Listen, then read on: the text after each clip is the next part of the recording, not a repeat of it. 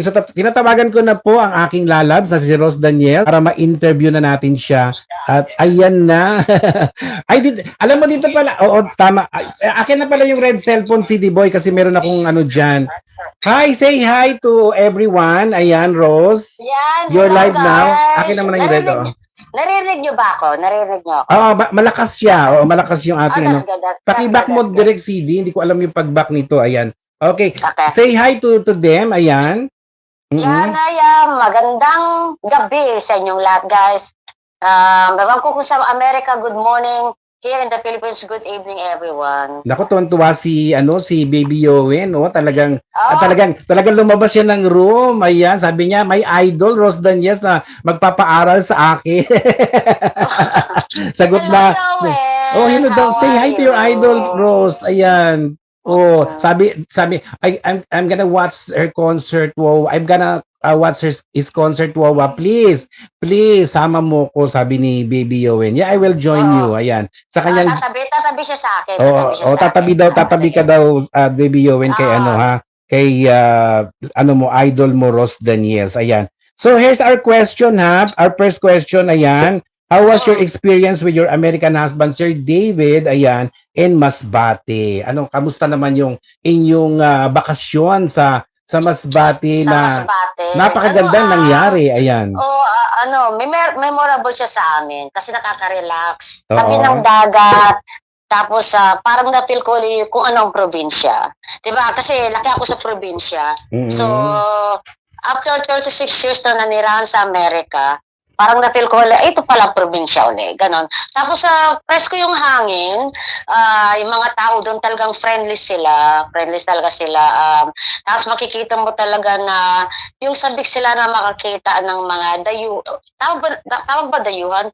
Yung parang galing di ba galing sa Manila, parang sabik sila na makakita. Kumbaga, tawag doon sa probinsya, Amerikano, ganyan. Uy, may Amerikano, ganyan. Oo, kasi syempre kasama ko asawa ko, nakakita na Amerikano. So, ang dami mga nagpapapicture kay Sir David din, aside from you.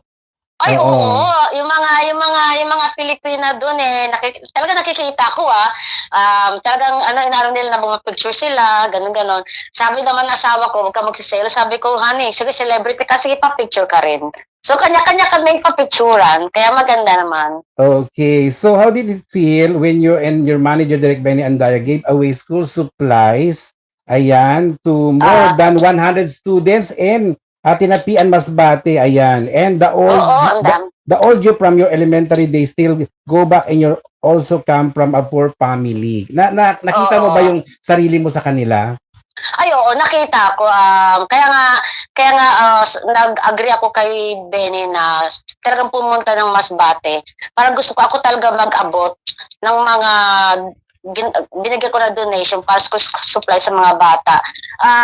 Ang ano pa nga gusto ko, isa-isa sila pumila. Pero mo, alas 6 ng umaga, nakapila na sila. Dumating ako, siguro 7:45 a.m. Hindi ko alam na, alas 6 pala, nakapila na yung mga bata, nag-aantay na sa akin sa pag-arrive ko. Kumbaga, excited talaga sila na kumbaga hindi lang si Benny ang makikita nila kundi ikaw, 'di ba? Na merong isang magandang singer na dumating sa kanilang probinsya, 'di ba? Gusto pakibati naman si Friendship Loyloy Dagadula Conte. She asked me about you last night, nagka-video call kami, kamusta na daw ang singing career mo? Sabi ni Friendship Loyloy Dagadula Conte. Ayan. Hello, Loyda. Maraming salamat sa pagsuporta mo sa akin. Sa promo ko, nag-ano pa rin kami. Ang una kong guesting is with Peter sa DWIZ ngayong Saturday. Live ako. Talaga nasa loob ako ng radio station. Sa sunod, hindi ko pa alam, pero again, another radio station hoping ngayong June. Ito, and then July forward. Parte ito ng iyong radio tour, di ba? Okay, so how was your guesting at the Summer Passion Show 2026 at Gaisano Capital Mall in Masbate City na nakita ko may mga pumapalakpak talaga sa'yo nang habang kinakanta mo ang Bulong ng Damdamin. Ayan. Oo, na-surprise ako kasi ang daming tao talaga. Hindi ko akalain na ganun ka-organize yung organizer nila. Parang ang sarap kumanta sa stage, no? Kasi talagang naghihiyawan sila, nagsisigawan sila. Besides na bago ka palang dumating, alam na nila kung sino ka, nagpapapicture na. Tapos yung umakit ka sa stage, ang sarap talagang ikanta dahil alam din nila yung kanta ko eh. So, pero introduce ko naman na ako ang revival ng 2026 ng Bulong Damdamin. So, feel overwhelmed ako dahil tinatangkilik nila ako doon sa probinsya, sa And Masbate. the radio announcers are inviting you in their radio program in Masbate. 'Di ba? Oo. So, parang wala kaya ha? na pagbigyan because kailangan niyo nang bumalik ng Maynila ni Sir David, 'di ba? Oo, correct. Kasi pagdating ko pa lang doon Wednesday, may nag-message na kay Benny na mag-invite. Kadarating pa lang namin, syempre gusto ni Benny magpahinga kami. And then again, Friday, ini-invite uli kami sa radio station. Ang ano naman namin which is, bigayan kami ng school supply sa mga bata. Again, Monday uli, tama-tama, papaalis na kami papuntang Manila. So, talagang hindi talaga time na makaano ko sa radio station. Pero, I promise them na kung may pagkakataon nila, why not, ako sa radio station sa Masbate. Ayan. Siyempre kasi nadinig nila na merong celebrity singer na dumating doon sa province nila. Kasi very very excited sila na ma-interview yung mga katulad mong celebrity singer. Okay, let's talk about your revival song Bulong ng Damdamin. How does it feel to hear your song on the radio on our weekend showbiz radio program, Chika Vlog? Ang vlog sa radyo at TV, 'di ba? Kasi 'di ba pangarap ng mga singer talaga, especially during 70s, 80s ganyan. Tapos pag nadidinig nila talaga yung kanta nila, fulfillment 'yun para sa kanila, para na kanilang pangarap. Okay, so ikaw, ano yung na-feel mo na nung unang nadinig mo talaga yung song mo sa radio? Yung una, hindi ako makapaniwala, Peter. Yes. Sinabi ko, boses ko ba yun? Kasi iba pala yung boses sa radio kaysa sa YouTube TV, no? Parang sabi ko, parang parang iba ang pakiramdam, parang mas kumbaga let's say sa YouTube, no, marinig mo yung boses mo sa Spotify, yung sa radio parang more like maybe 120%. Na mas masarap ang feeling. At saka parang lalong gumanda yung song, parang lalong gumaganda. Lalong nagkabuhay kasi narinig mo yung sarili mo sa radyo. No? Yes. Kaya naman maraming salamat, Peter, sa sa DWIZ. It's our pleasure and we love you. Thank you so much for promoting always or sharing our program. Yung pag-share mo ng aming sa social media account mo na tumataas yung views namin. I love you for that. And talagang we will support you all the time. Okay, what are your next promotion for Bulong ng Damdamin, like your radio tour, TV guesting, mall show? You will be doing a concert ba this year? Oo. Ngayong July 15, yan po, July 15, abangan niyo po ako sa The New Music Box, Quezon City. Meron po kaming concert with Gerald Santos. Yes. Sana po magkita-kita tayo dyan. Mag-reserve na kayo ng ticket kasi limited lang yata ang ticket. Ang venue, hindi masyadong malaki, kaya contact me kung gusto niyo ng ticket. Also, yun nga, binabala ko, Peter, besides the radio tour, gusto ko magkaroon ng isang concert sa SM Bikutan. Probably, maybe August to September. Siguro August. August. Project natin yan. Gagawin natin yan. Kasi alam mo na talagang hindi naman sa yung, di ba ang SM North EDSA, next to SM North EDSA, SM Mega Mall, the SM Bikutan, super dami talaga duper ng tao talaga dyan. Kasi na-experience na namin dyan ng 3 mall shows ng mga hinawakan namin, handle naming artist ni Teacher Pete. Ayan. Kaya mangyayari yan. Diba? Good luck to you and just sa mall show na yan. And you have another upcoming big project with your good friend, iconic composer, Doc Mon Del Rosario. She approached you na ikaw talaga yung napili niya, ikaw talaga yung perfect choice niya to revive the song of 1987 song of Timmy Cruz The title Cruz. is Joke Lang. Ayan, 1987. Yes. Oo, yan.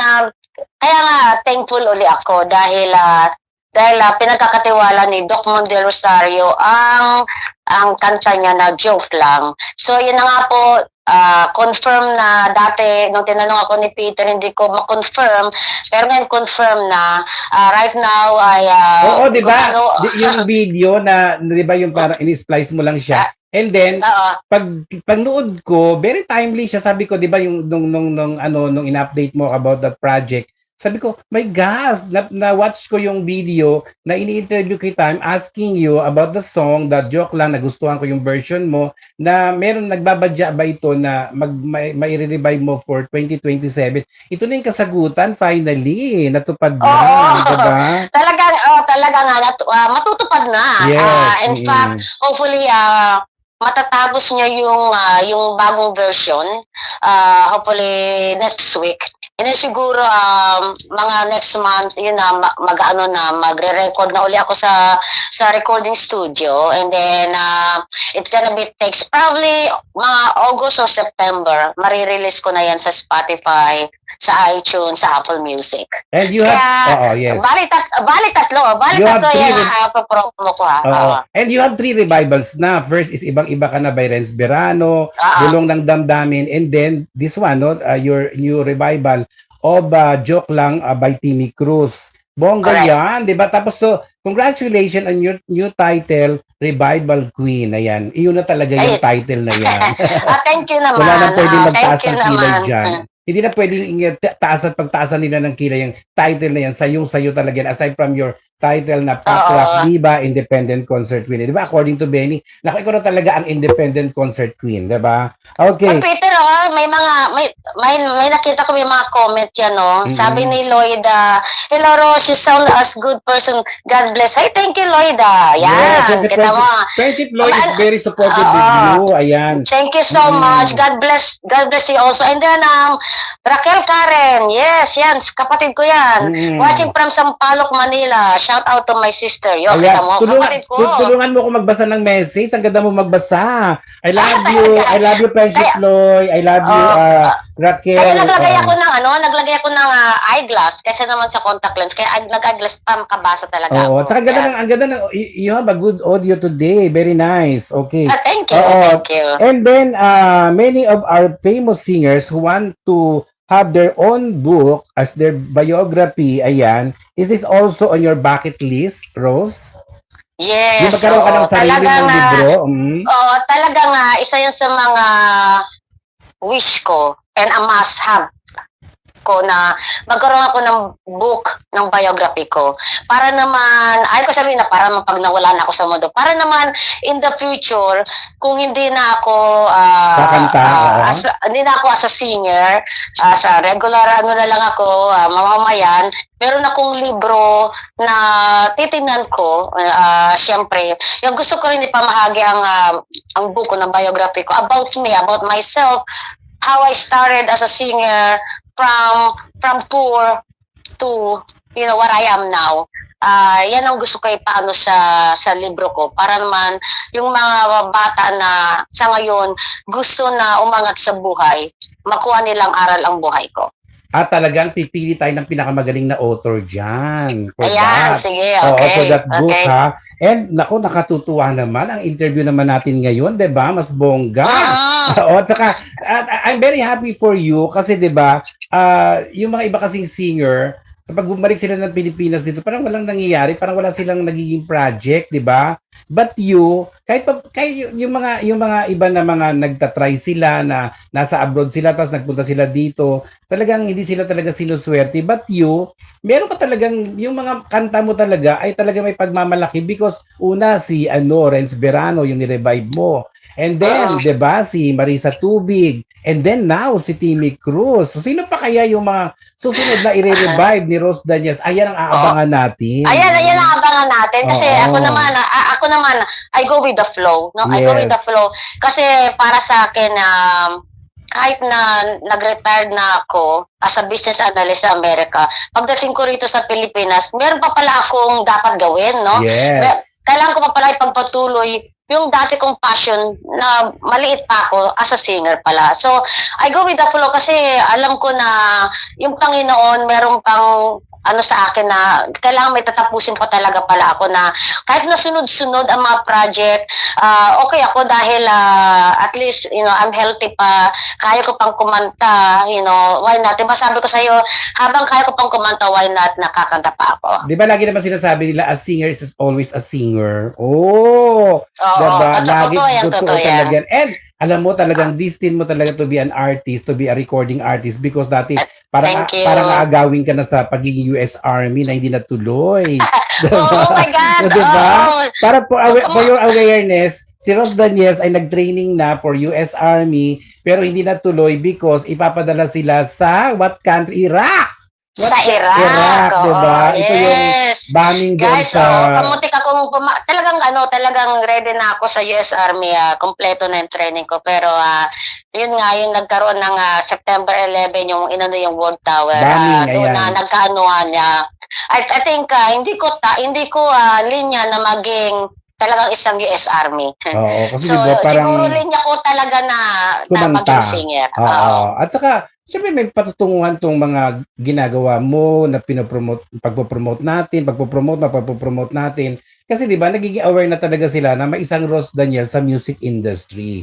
And congratulations to you and you. Paki-plug mo na yung guesting this coming June 20 Saturday sa aming sa Weekend Radio Showbiz program. And we're very excited na to interview you sa aming program na yan. Ayan. Yeah. Yan po, abangan nyo po ako dyan sa DWIZ 882 AM radio station na of course na host ni Peter and Pete. Magla-live guesting po ako dyan around 8 p.m. to 9 p.m. po, nandyan ako. Kaya abangan nyo, sana po wag kayong magsasawa na tumangkilik at suportahan si Peter. Especially itong chika vlog mo. May mga comment ka na naman, Peter. Pakibasa naman, please, Rose.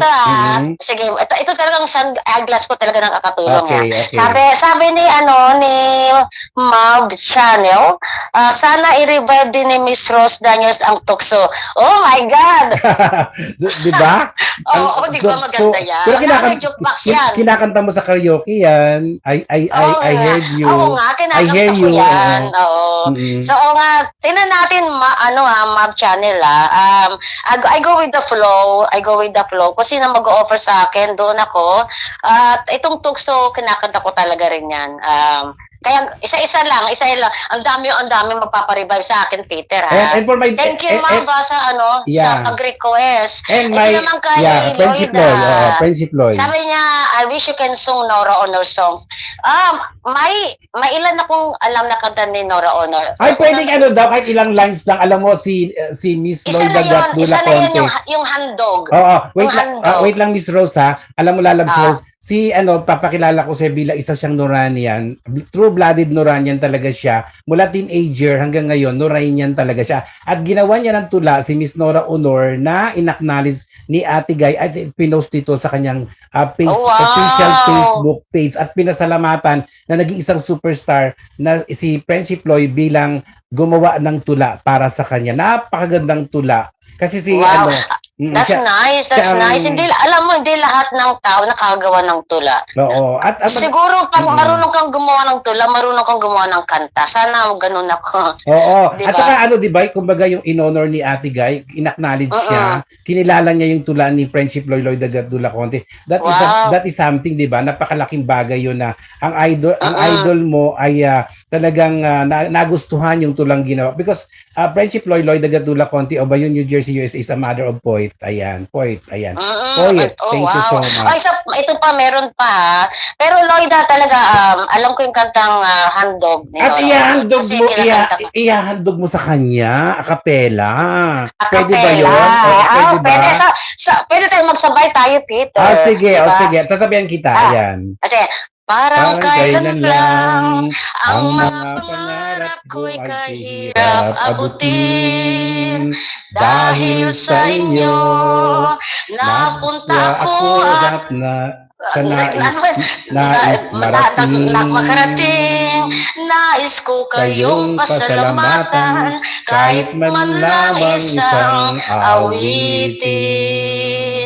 Tatanda at lilipas rin ako, ngunit mayroong awitin iiwanan sa inyong alaala. Dahil minsan tayo'y nagkasama. That song, pakihandog ulit kay Friendship Law yung song. Ito pa, meron si Mark Chana naman. At isang linggong pag-ibig din. Yes, ayan yung Ayun yung kanta ni Imelda Papin. Imelda Papin, of course, composed ni Doc Mon del Rosario. Yan. Isang ligong pag-ibig. Yan ang kanya. Nag-comeback from US si Miss Imelda Papin. Kinontak niya agad si your composer now na ikaw ang pinaka-most favorite niyang artist sa panahon ngayon. Kinontak niya para sa kanyang comeback na hindi naman lang sukat akalain at ini-expect na itong isang linggong pag-ibig ay mag-hit. And I'm one of the part of the success of isang linggong pag-ibig because sa radio program ko unang pinatugtog ang isang linggong pag-ibig ni Imelda Papin. At iyan po ay binibigyan niya ng honor at saka appreciated siya doon sa ginawa kong suporta sa kanya. Isang linggong pag-ibig. Ayan. Pero tinan natin, tinan natin kung ano pang sunod kong project kay Doc Mon.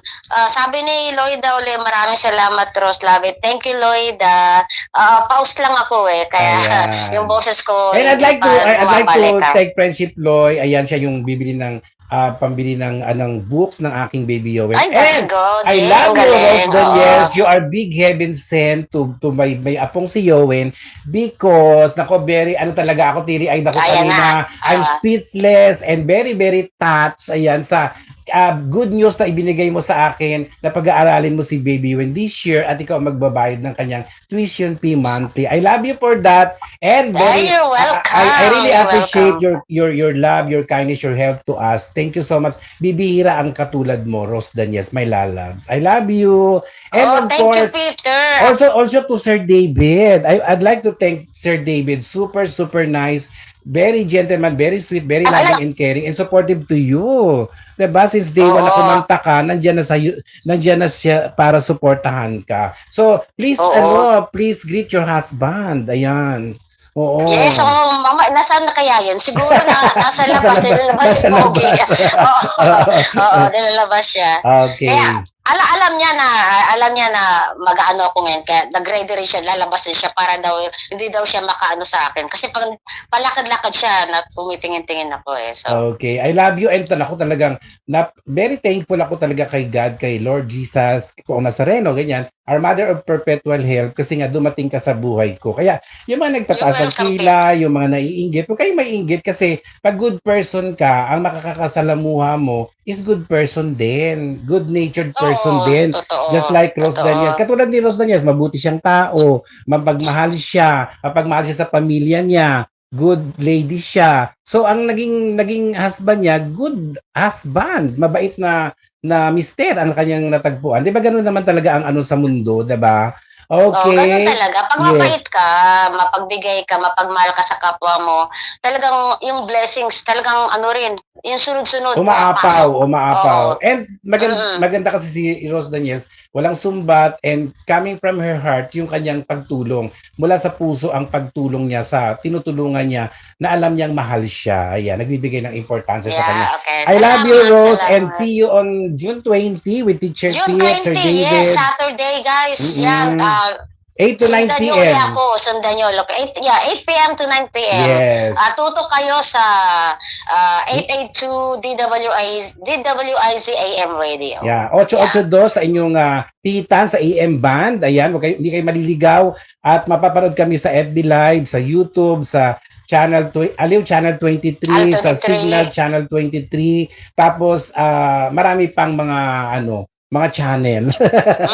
Yun din guys, follow me sa my YouTube channel ko, Ross Daniels, and of course yung Facebook ko na Ross Daniels, yung may blue check. Kasi may isang Ross Daniels nakita ko doon yung may blue check. Follow me para ma-update kayo kung saan ako pupunta, kung saan ang next ko na ano ba to, yung mga happening sa akin. Kasi updated ako sa Facebook ko. And please support the revival single of Ross Daniels, Bulong ng Damdamin. Ayan. Continue to stream sa Spotify, sa iTunes, and Deezer, also Apple Music. the Amazon Music. Amazon. Yes. Of course, distributed by DistroKid DistroKid. all over the world. Oh, diba? Global ang release ito. Thank you guys. Thank you everyone. Very, very much. And good luck to you, Rose. And may God bless you more. And Sir David. And ingat kayo palagi dyan sa Nubali, Laguna. And siyempre, sunod-sunod din yung pagpiplay natin. Katulad mamaya, ipiplay. Okay lang ba sa'yo? Pilay ko yung joke lang ha. Kasi pinaready ko na kay Direct CD Boy. Kahit na yung i-play mo yung inano natin sa concert. Concert. Right? Sa very successful concert mo Pwede, sa Damati. And then, yung Bulong ng Damdamin mo, na kinanta mo sa Gaisano Mall Capital sa Masbate City. Sa guesting mo sa Summer Passion Show 2026. Ayan. See you again and love you. Thank you guys. Thank you Good everyone. luck. Bye-bye. Bye-bye. Thank you so Thank much. you guys. Thank you. Okay, Direct CD Boy, play na natin yung play na natin yung yung muna, yung joke lang, Direct CD Boy. Play na natin yung joke lang na sabi mo kanina, i-ano mo na lang. Okay, at oras natin ay 12:05. Marami pa tayong mga ichichika. Aside sa ipapakita po nating mga thank you very much, Rose Labit. Ayan, nagustuhan ni Friendship Loy Dagatula Conte yung pagkanta ng Handog na isa sa cover song ni Miss Nora Honor na pumatok din nung kantahin niya ang Handog because the original singer of that song ay si Florante. Play na natin yung song na Joke Lang na ito po yung big project collaboration again ni Ross Daniels, the pop rock diva, independent concert queen, revival queen ng iconic composer, ayan, na si Doc Mon del Rosario. Ipi-play po natin yan, yung Joke Lang, kasi yan po ang kanyang next na i-revive. And after that, syempre magchichika tayo, tapos ipi-play naman natin yung guesting niya sa Gaisano Mall Capital dyan sa Masbate City para nga doon sa event na Summer Passion Show 2026. Courtesy of our manager, Benny Andaya. Here's Ross Daniel sa kanyang Joke Lang version. Siyempre, ito po yung pinasikat 1987 song ni Timmy Cruz. Here on, siyempre, Chika Mo Vlog Kabog with your Tita Tols, Peter Ledesma. Ba't hindi naka-Bluetooth? Naka-Bluetooth na yan. Okay na. Thank you. Mahina.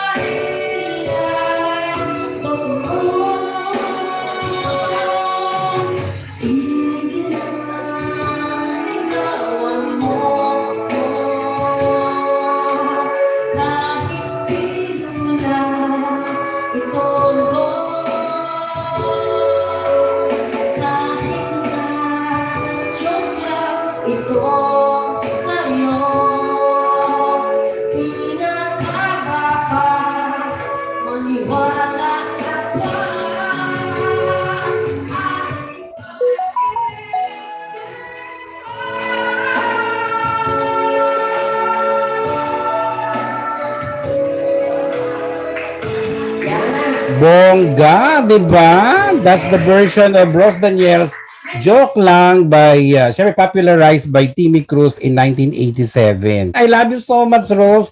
And pakita natin yung picture, ayan, ni Ros Daniels and of course, sila Labs Rosco and Sir David, ayan. Okay, here they are. The sweet couple from Nobali, Laguna. I love you, Rose, Lalabs Rose, and of course, Sir David Daniels.